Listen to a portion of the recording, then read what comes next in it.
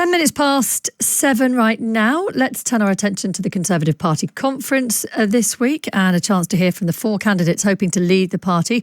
So yesterday we had speeches from Kemi Badenoch and Tom Tugendhat. Today it's the turn of James Cleverly and Robert Jenrick. We'll talk to James Cleverly after 8 o'clock here on the show. We'll talk as well now to a Conservative voter who's at the conference.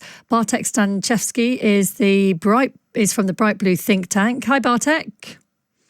Hi, hello. Hello. We've been hearing about a fairly upbeat, optimistic mood at the conference this week amongst members. Is that what you're picking up? Yes, I mean, anecdotally speaking, this is what I would say. Over the past 2 conferences, I think many Tory voters felt disenchanted, especially in the last election. They effectively knew that they were going to lose the general election, so they weren't too happy about it. Now they have nothing to lose, so I think they're allowed to be more exciting and more interesting. So I suppose it feels like there is a process of renewal taking place, but is there coherence amongst the party members about where they want to see the party go? Well, at this stage, it is hard to talk about coherence since there is still a leadership contest going on. There are still 4 candidates that the members are competing. The 4 candidates who are competing for the support of the members, and they all have different ideas. They all have their own visions for the future of the party. Since they are different, there is no coherence yet. But surely one would hope that once the leadership contest is resolved, this coherence will be found. Yeah, I mean, I guess you'll have your favourite, but do you feel you could get behind any of the 4 ultimately, depending on the outcome? Well, I will not be revealing who my favourite candidate is. However, I am actually quite optimistic looking at the 4 we have now in comparison to some of the Tory party leaders we've seen come before. I am quite optimistic. They are quite, most of them are willing to acknowledge the mistakes that they've made over the past.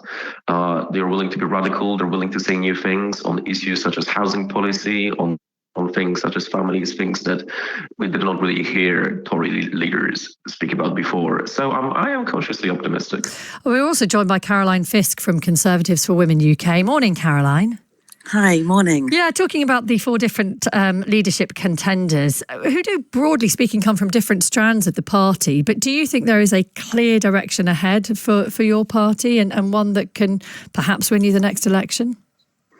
I think so. I think all 4 candidates recognise that, listen, when they were all out campaigning on the doorstep, it wasn't about we don't like Conservative policies. It was always you didn't deliver them. Your party was, in disarray. You were disunited.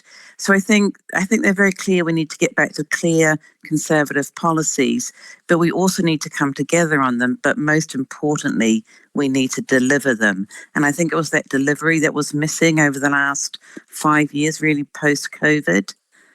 So I think that they are united and they have a clear sense of direction. I was listening to Tim Montgomery last night, a long-time Conservative commentator, who was saying that almost the problem for your party has been the fact that Labour has been in the doldrums and had so many sort of difficult issues to contend with in the first couple of months in government, which meant that the focus of the attention has too often, in his view, been on attacking Labour, but not fully on self-reflection and what really needs to be done to invigorate your own party and how it needs to perhaps change in the future. Do you think that's a fair assessment? You mean in just the last 2 months? Yeah.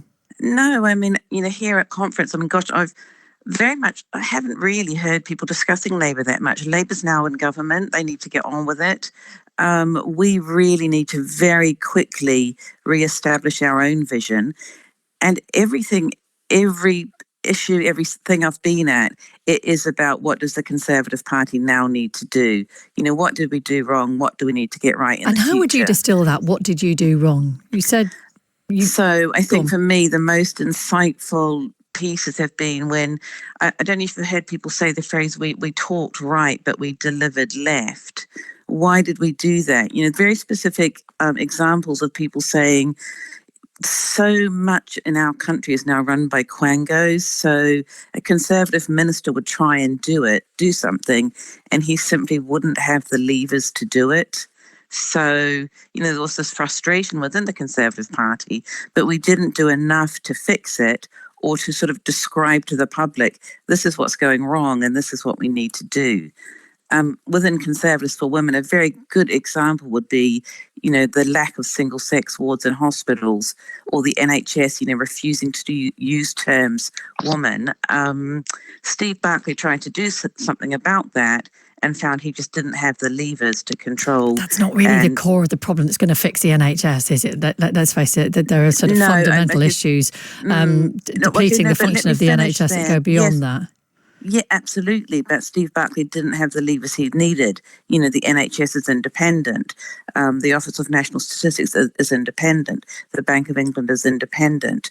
We need to regain democratic levers so that, ministers, whether Labour or Conservative, can deliver policy. I think some people might say the NHS was underfunded under the Conservatives for 14 years. I don't know. Is there? Let me go back to Bartek. Is there one lesson that you feel the Conservatives really need to learn from the last 14 years of what went wrong? I think they need to learn to become competent. I think what we've been saying now is broadly right. Not in the sense that the Tories need to speak right and deliver right, nor do they need to speak left and deliver left, but they need to be competent. They need to be delivering on their promises. And this is why they've lost the last election. This is why the voters have abandoned them. It's right to say that the candidates have been good at acknowledging this, I think, that the Tories have not lost because Labour have been really, really good. The Tories have lost because the Tories have been really, really bad.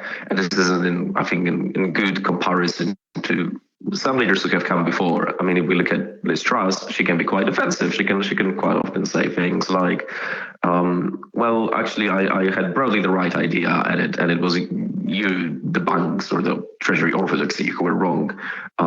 If we look at the candidates today, I think they're quite right at admitting the mistakes that the party has made. Okay. Thank you for talking to us, both of you. Enjoy the rest of the conference. Thanks very much. Thank you very much. Thank you, Bartek Staniszewski from the Bright Blue think tank, Caroline Fisk from Conservatives for Women UK. And just a reminder, the MPs will ultimately whittle down those candidates to a final two. That will then go out to Conservative Party members to vote on. And as it stands, the new leader for the Conservatives will be announced on November the 2nd, although there is some discussion about whether that might be brought forward before the budget, but nothing confirmed on that yet. 7:17.